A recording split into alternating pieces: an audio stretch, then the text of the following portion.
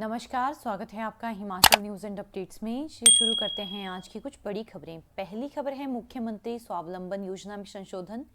प्रदेश सरकार ने मुख्यमंत्री स्वावलंबन योजना 2019 में संशोधन कर इसमें 18 नई गतिविधियों को शामिल किया है। अब इस योजना के तहत गतिविधियों की संख्या बढ़कर 103 हो चुकी है। मुख्यमंत्री जयराम ठाकुर ने वित्त वर्ष 2021-22 के बजट भाषण में मुख्यमंत्री स्वावलंबन योजना में अतिरिक्त गतिविधियां शामिल करने की घोषणा की थी। प्रदेश सरकार ने मुख्यमंत्री स्वावलंबन योजना 2019 के तहत आवेदन करने वाली महिलाओं के लिए ऊपरी आयु सीमा भी बढ़ा दी है और इसमें 5 वर्ष की छूट दी है। इस योजना के तहत वर्ष 2021-22 में 2000 लोगों को लाभ देने का लक्ष्य निर्धारित किया गया था, जिसे अब बढ़ाकर 3000 कर दिया गया है। अगली खबर है शिमला के विकास नगर में अग्निकांड। राजधानी शिमला के विकास नगर क्षेत्र में गुरुवार तड़के एक मकान में आग भड़कने से अफरा तफरी मच गई और इस दौरान दम घुटने से एक बुजुर्ग की मौत भी हो गई।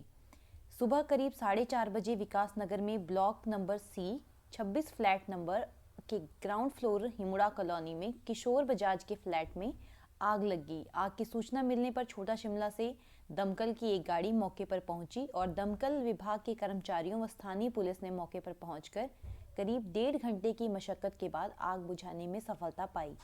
किशोर बजाज अपने फ्लैट में अकेले ही रहते थे। उनकी आयु 65 वर्ष के आसपास थी।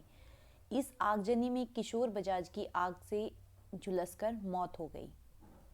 अगली खबर है ऊना के मेडिकल स्टोर में पकड़ी गई नशीली दवाइयां। सदर थाना ऊना के तहत आदर्श नगर अरनियाला में पुलिस ने एक मेडिकल स्टोर से नशीली दवाओं की खेप बरामद की है। साथ ही मेडिकल स्टोर संचालक को गिरफ्तार किया है। एएसपी ऊना प्रवीण धीमान ने गुप्त सूचना के आधार पर आदर्श अरनियाला स्थित एक मेडिकल स्टोर की दुकान पर दबिश डाली। ड्रग इंस्पेक्टर की अगुवाई में जब स्टोर की तलाशी ली गई तो स्टोर से अल्प्राजोलम के 21,450 व ट्रामाडोल के 2,300 टैबलेट बरामद हुए। मेडिकल स्टोर संचालक मुकेश शर्मा निवासी कुरियाला के खिलाफ मादक द्रव्य अधिनियम के तहत मामला दर्ज, जांच शुरू कर दी गई है। अगली खबर है प्रदेश में 117.14 करोड़ के 24 प्रस्ताव मंजूर। राज्य समीक्षा समिति की 31वीं बैठक में बुधवार यहां निदेशक उद्योग राकेश कुमार प्रजापति की अध्यक्षता में आयोजित हुई और समिति ने बैठक में नए औद्योगिक उद्यम स्थापित करने व वर्तमान इकाइयों के विस्तार के 24 प्रस्तावों को स्वीकृति प्रदान की। 18 प्रस्तावों की राज्य एकल खिड़की स्वीकृति और अनुश्रवण प्राधिकरण के विचार व अनुमोदन के लिए अनुशंसा की गई।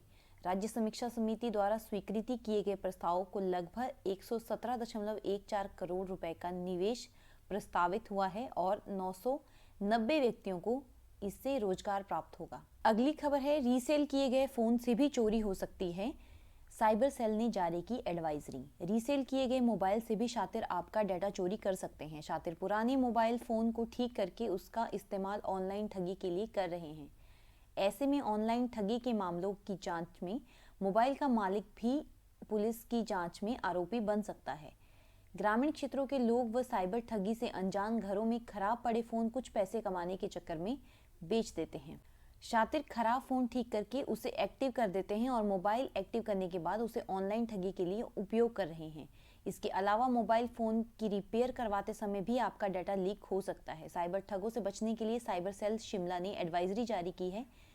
जब एंड्रॉयड फ़ोन की बात आती है तो उसमें से डाटा हटाने का अधिक सुरक्षित तरीका नहीं होता है। यहाँ तक कि अगर आप फ़ोन को रीसेट भी करते हैं तब भी संभावना होती है कि आपका डाटा पुनर्प्राप्त किया जा सकता है। लोगों को ऐसे ठगों से सतर्क रहने की आवश्यकता है ताकि उनके मोबाइल का गलत प्रयोग ना हो सके। अगली खबर है लाहौल में डॉक्टर नहीं कर रहे हैं ज्वाइन, मरीजों को करना पड़ रहा है परेशानी का सामना। शीत मरुस्थल लाहौल स्पीति में स्वास्थ्य सुविधा के हालात संतोषजनक नहीं हैं। विशेषज्ञ चिकित्सकों के अभाव में आम जनता को दिक्कतों का सामना करना पड़ रहा है। हालात यह है कि नियुक्तियों के बावजूद भी घाटी में चिकित्सक आने को तैयार नहीं हैं। हाल ही में क्षेत्रीय अस्पताल केलांग के लिए 3 विशेषज्ञ चिकित्सकों की तैनाती के आदेश जारी हुए थे, लेकिन एक भी चिकित्सक ने अभी तक ज्वाइन नहीं किया है। इससे घाटी में स्वास्थ्य सुविधा राम भरोसे है। यदि किसी का ऑपरेशन करना पड़े तो मरीज को रेफर करना व्यवस्था बन जाता है। गौरतलब है कि लाहौल घाटी में विशेषज्ञ चिकित्सकों का अभाव है और कुछ महीने पहले युवा कांग्रेस ने इसको लेकर हड़ताल की थी और मुख्यमंत्री के दौरे के दौरान उन्हें काले झंडे भी दिखाए थे। अगली खबर है पॉलिटेक्निक और आईटीआई के छात्रों के लिए बड़ा तोहफा।